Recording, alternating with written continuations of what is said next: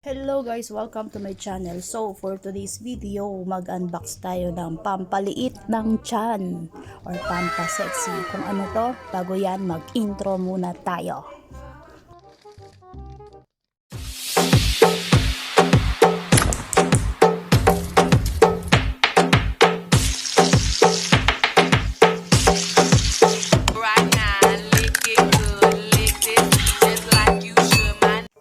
Umpisa na natin to, buksan na natin to, wag na nating patagalin itong pagbubukas natin ng pampaliit ng tiyan or pampasexy. Alam ko naman mga excited kayo, mga marites kasi kayo, parang ako, char.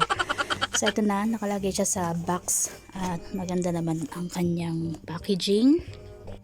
So ito ay in-order ko sa Amazon. As always naman, sa Amazon tayo nag-order kasi mabilis ang shipping nila at free shipping naman siya. At ito na nga, binubuksan ko na ang aking pang-exercise or pampaliit ng tiyan. So ang tawag dito ay hula hoop. Ayan.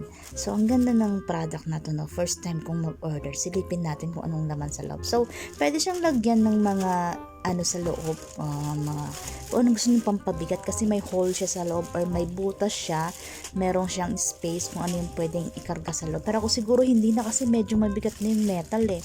So what for, kapag nilagyan ko pa siya, for example lang, pwede dyan yung beans or rice, pwedeng ilagay dyan.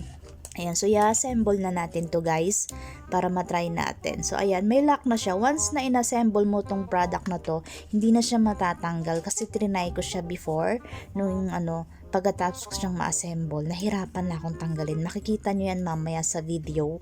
Kaya bilisan natin to para hindi kayo mainip kasi alam ko naman na bored kayo sa mga ganitong video. So ipapass forward lang natin siya ng konti.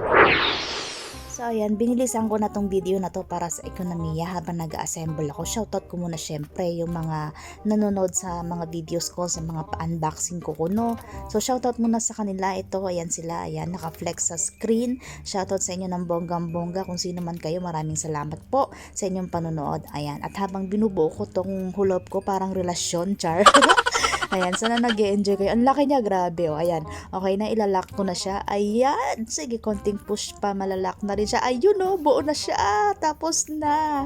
So, pwede ko na siyang gamitin kapag may time ako. So, ito na siya. Idatagdag ko siya sa routine ko. Siguro maganda to sa umaga.